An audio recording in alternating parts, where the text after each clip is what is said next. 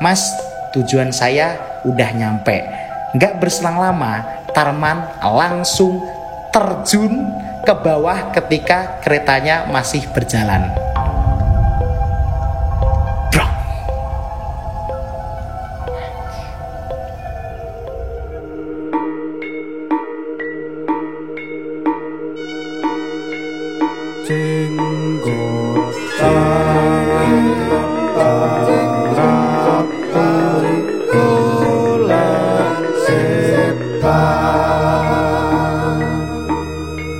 Ya. Oke, jumpa lagi di Jenggotan. Dunia bukan hanya bagi manusia, tapi juga bagi mereka yang tidak kasat mata. Jadi, mari berbagi cerita. Oke. Gimana ini? Ini kira-kira malam ini Anda punya cerita apa ini? Nah, ini saya punya cerita. Ternyata di kabupaten kita, bro. Oke. Kabupaten kita itu kan menyimpan banyak sekali kisah-kisah mistis. Oh. Ada yang menjadi urban legend dan ada yang tidak terlalu menjadi urban legend. Ya kan? Oke. Ini saya akan bawakan sebuah cerita yang menurut saya sangat menyeramkan sekali, namun tidak menjadi urban legend. Jadi bisa dipastikan banyak sekali dari penonton kita yang tidak tahu cerita ini. Cukup menarik. Cerita ini dikisahkan Yanto, seorang pemuda. Ya zaman dulu lah. Sekarang dia sudah tua pasti. Ya maksudnya ini tahun 90-an ceritanya. Yanto seorang pemuda dari sebuah desa begitulah. Sebuah desa Ngablak, bro. Asal Ngablak deh. Oh, asal Ngablak. Karena desa Ngablak ada di Kabupaten Bojonegoro. Yes. Dari daerah Ngablak. Nah, Yanto ini ceritanya dia tuh merantau ke Jakarta, bro. Oke, merantau ke Jakarta. Dan Yanto ini bekerja sebagai seorang pedagang kios kelontong. Jadi buka kios kelontong di Jakarta. Dia merantau dan dia menikah dengan orang sana dan sudah hampir 7 tahun dia tidak pulang ke Bojonegoro. Sudah lama tidak pulang ke Bojonegoro. Terus akhirnya si Yanto dan istrinya ini di bulan Ramadan, bro. Oh, bulan itu Ramadan. Justru nih menariknya di bulan Ramadan nih kisah mistisnya nih, ya kan? Oke. Nah, itu memutuskan untuk menyempatkan diri mudik ke rumahnya Yanto di Ngablak di Bojonegoro. Kan? Nah, di tahun 90-an itu satu-satunya alat transportasi yang masuk akal itu kereta api, bro, karena bis itu sudah sangat amat crowded sekali pada waktu 90-an. Jadi memang dapatnya itu adalah kereta api dari stasiun Pasar Senen menuju stasiun Bojonegoro sini. Oke. Nah, akhirnya hamin beberapa hari sebelum malam takbiran, Yanto berangkat nih sama istrinya dari stasiun Pasar Senen. Yanto berangkat pukul 10 malam nih dari Jakarta.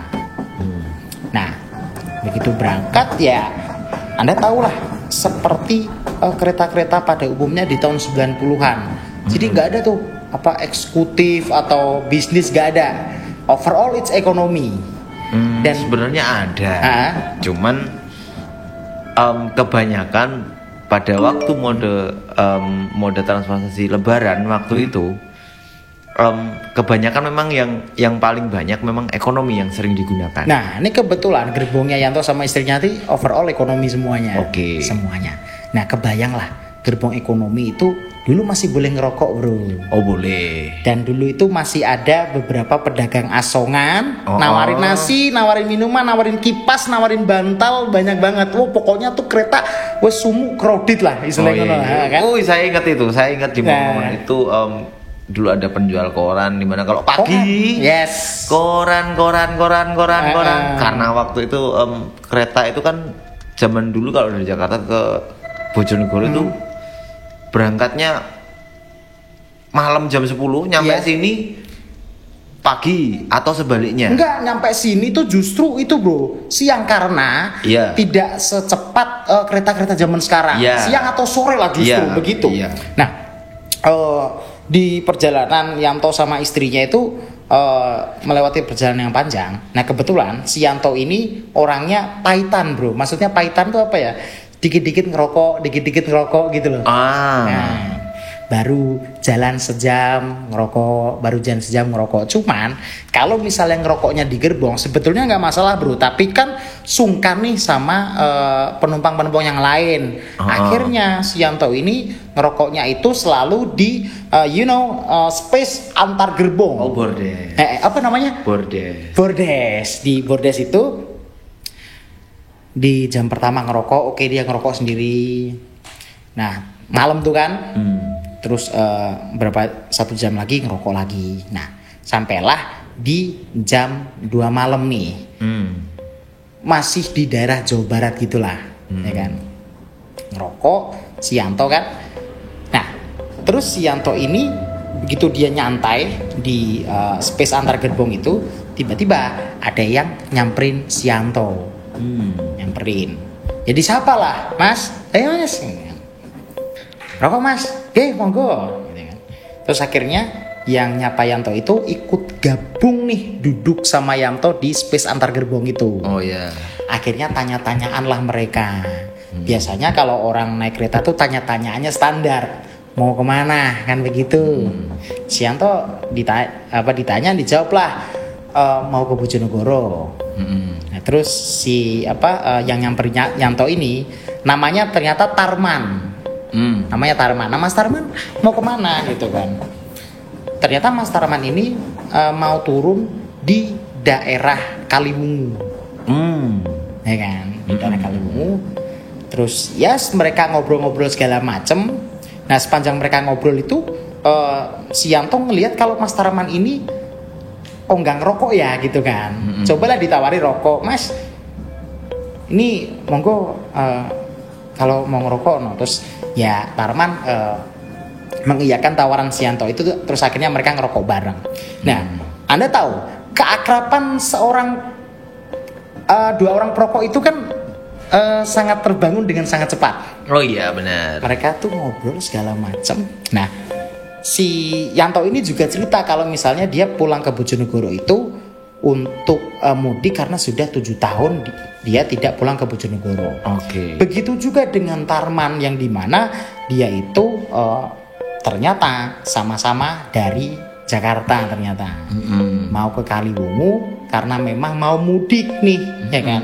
Yang dimana si Tarman ini mudiknya itu bukan karena sudah lama nggak mudik, jadi nggak seperti Yanto, tapi lebih kepada Tarman itu dia tuh menceritakan kayak ngomong gini bro, bahwa kenangan itu, ya kan, meskipun kita berada jauh dari kenangan itu, tapi entah kenapa kita selalu ingin kembali ke tempat itu. Walaupun kita jauh dari tempat yang kita kenang itu, tapi entah kenapa kita selalu ingin kembali ke tempat itu. Dan si Tarman ini juga bilang bro, kalau misalnya orang yang paling beruntung itu adalah orang yang selalu berada dalam kenangan itu. Puitis sekali kata-katanya ya. Tapi ini ternyata adalah hal dimulainya mistis itu. Jadi mari kita teruskan ceritanya. Nah si Yanto itu kan ngobrol sama Tarman kan lama banget. Sampai akhirnya itu si Yanto itu disamperin sama istrinya kan, ditinggal di itu kan, di kursi penumpang kan. Terus si istrinya tuh, Mas bilang bungkus sego deh, bawa nasi, bawa bekal, mau dikasih ke Yanto buat Yanto makan. Mas, nasi bungkusnya. Oke. Terus si Yanto ini minta tolong ke istrinya untuk diambilin 1 bungkus lagi. Nah si istrinya tanya, buat siapa ngono kan? Ya iki Mas Tarman iki koyo yo luwe sepertinya Mas Tarman ini lapar gitu kan. Terus istrinya tuh kayak diem gitu kan. Terus Yanto ki mencoba karena melihat si istrinya diem ya, mencoba kayak ngagetin si istrinya, ngapo, ngapain gitu kan, udah apa diambil nasinya gitu kan. Si istrinya balik ke penumpang terus ngambil nasinya terus dikasihin ke Yanto lagi kan. Oke, terus Yanto lanjutlah ngobrol sama Tarman. Nah bro, si Yanto ini ternyata orangnya tuh cukup cukup peka dia. Peka tuh peka dalam hal apa? Peka kalau misalnya sedari tadi ngobrol sama Tarman, itu kok semakin lama mereka ngobrol. Ini keretanya jalan ya, sambil jalan ya. Kok semakin lama mereka ngobrol, kok Yanto ini melihat mukanya Mas Tarman, wajahnya Mas Tarman, itu semakin lama kok semakin hitam ya. Semakin hitam, terus semakin terdapat beberapa kapalan di muka-mukanya. Si Yanto berpikir bahwa apa jangan-jangan Mas Tarman ini ada penyakit kulit ya, gitu kan. Terus si Yanto berpikiran bahwa Mas Tarman ini ada penyakit kulit. Akhirnya si Yanto tuh merekomendasikan atau menghimbau Mas Tarman untuk mendingan balik deh ke kursi penumpang. Sepertinya kena angin atau kena apa karena pintunya dibuka bro. Alergi atau apa gitu kan. Terus Mas Tarman bilang, sekali lagi dia bilang hal yang cukup aneh, itu bilangnya adalah sekali lagi orang yang beruntung adalah orang yang selalu berada dalam kenangan tersebut. Maka dari itu Mas Tarman tidak mau sekalipun untuk beranjak dari space antar gerbong itu. Ya bingung dong Yanto kan? Iya. Akhirnya ya wis lah, toh juga Yanto orangnya betah ngerokok kan. Nah, terus Mas Yanto ini merasa bahwa wah istriku gak ada yang nemenin gitu kan. Yaudah balik dia ke istrinya, Mas Tarman, saya tak kembali ke istri saya ya. Oke Mas, monggo silakan. Nah pas Yanto balik ke istrinya tuh lagi tidur. Terus Yanto juga ikutan tidur gitu. Gak lama si Yanto tidur, istrinya tuh ngebangunin. Ternyata istrinya cuma pura-pura tidur. Terus istrinya tuh kayak bilang ke Yanto begini, Mas, dari tadi tuh Mas nyuruh saya untuk bawain nasi buat siapa? Mas Tarman gitu kan, jelas Mas Tarman dong. Ya masa kamu gak lihat begini. Istrinya tuh kayak gimana ya, kayak ngeyain aja deh, oh ya udah gitu. Mas Tarman masih di sana apa gimana gitu? Yo masih, orang tak tawarin ke depan kita masuk nggak mau dia. Oh ya wis Mas, oh ya udah Mas biarin aja dia di sana gitu. Nah terus nggak selang berapa lama tidur nih, si Yanto bangun mau ngerokok lagi. Oh ya. Dan pas dia berada di space antar gerbong itu, Mas Tarman tuh masih di situ bro. Masih di situ. Tapi sekarang posisinya, ya kan, Mas Tarman itu, Anda tahu nggak pintu luar kereta? Mas Tarman itu duduk di situ dengan kaki yang keluar kereta. Iya. Tahu maksudnya ya? Iya. Jadi duduk menghadap ke luar, kakinya keluar kereta gitu. Terus kan Yanto kan, loh Mas, bahaya Mas, jangan di situ gitu kan. Terus si Tarman bilang, oh enggak Mas, tujuan saya udah deket katanya gitu. Oh alah, kalimu ya kira-kira sih hampir nyampe sih Mas gitu kan. Oke, akhirnya ngerokok lagi tuh, si Yanto ngerokok terus ngobrol lagi sama Mas Tarman. Dan berulang kali Mas Tarman tuh selalu bilang bahwasannya orang yang beruntung adalah orang yang selalu berada dalam kenangan itu. Nah gitu kan. Iya. Terus ngerokok, Yanto bingung, ya udah ngerokok aja lah. Sampai akhirnya Yanto itu disamperin sama bapak-bapak yang sedari tadi itu duduknya itu di seberang istrinya, di seberang bangku Yanto sama istrinya. Mas,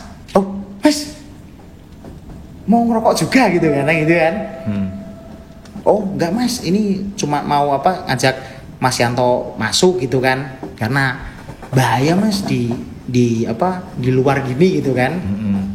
Oh enggak kok Mas, aku cuma mau ngerokok sebentar. Masnya kalau mau gabung ngerokok, monggo duduk di sini gitu kan. oh enggak mas, saya tak kembali ke kursi saya, ke bangku saya gitu kan. Nah ternyata si orang yang nyamperin Yanto itu duduknya itu nggak duduk di tempat semula, tapi duduk di seberangnya. Jadi kayak si Yanto sama si Tarman ini ada di sebelah kiri, si orang yang nyamperin mas Yanto sama Tarman yang nyamperin itu ada di sebelah kanannya. Oh, pintu yang sebelah. Ya, gitu kan. Sambil si Yanto tuh diliatin sama orang itu kan, diliatin terus. Akhirnya Yanto habis ngerokok, Yanto tuh ketiduran bro. Yanto ketiduran. Nah begitu nggak lama setelah Yanto ketiduran itu, nah kebetulan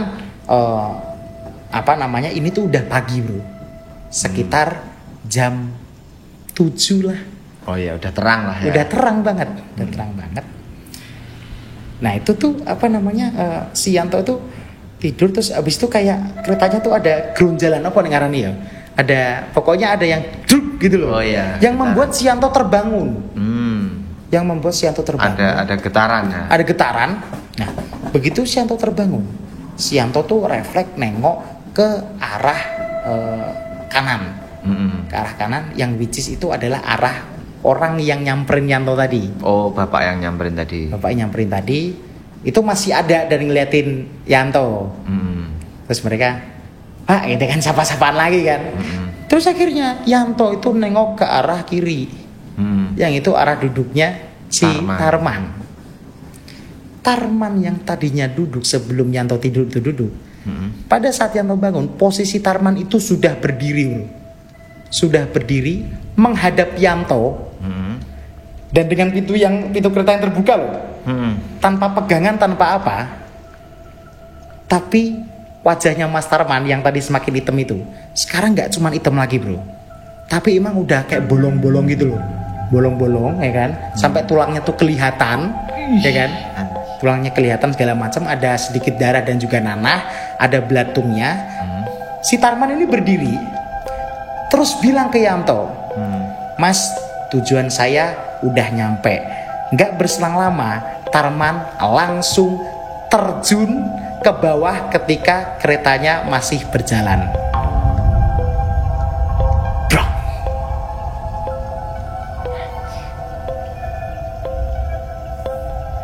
Si Yanto panik dong. Terus si Yanto itu teriak, ada hantu gitu kan. Masih ingat bapak-bapak yang di samping Yanto itu? Kan masih di sana. Terus nenangin Yanto, terus nyuruh Yanto masuklah ke dalam. Terus ditenangin Yanto, dikasih minum dan sebagainya. Terus begitu Yanto tenang, bapak-bapak itu cerita bahwasannya sedari tadi Yanto itu emang gak ada yang nemenin, sendirian aja. Jadi istrinya yang sempat kebingungan tuh, suruh ngambilin nasi satu lagi buat Tarman ini. Gak ada siapa-siapa bro, di situ cuma ada Yanto doang. Saya tuh ngelihat masnya itu ngobrol sendiri dan lain sebagainya. Terus ditanya, emang yang diajak ngobrol siapa mas, gitu kan? Dijawab namanya Tarman segala macem gitu kan. Dia bapak sendiri lihat sendiri saya ngobrol gitu. Tapi emang bapak-bapaknya ngelihat Yanto ngobrol tapi nggak ada siapa-siapa gitu loh. Ngobrol terus akhirnya diceritakanlah kejadian yang sebenarnya kepada si Yanto ini. Ternyata kejadian sebenarnya adalah bapak-bapak itu tuh memang sudah langganan kereta itu bro, memang jalur Jakarta Bojonegoro itu. Nah, bahwa beberapa tahun lalu itu kereta itu tuh pernah tepat di Mas Tarman ini jatuh ya kan. Itu tuh kereta itu pernah menabrak seseorang gitu di situ. Pernah menabrak seseorang, nggak tahu motifnya bunuh diri atau apa gitu kan. Dan memang setelah diidentifikasi sama polisi memang itu namanya Tarman dan lain sebagainya begitulah. Jadi memang bisa disimbolkan bahwa Yanto ini dihantui lah oleh arwah daripada Mas Tarman itu, yang dimana tapi nggak apa-apa kok mas, emang Tarman itu kayaknya kesepian gitu dan dia memang senang untuk berada terus di tempat yang selalu ia kenang, yang which is adalah kereta itu dan tempat itu. Itulah makna daripada pernyataan Mas Tarman yang bilang orang yang paling beruntung itu adalah orang yang selalu berada dalam kenangan tersebut.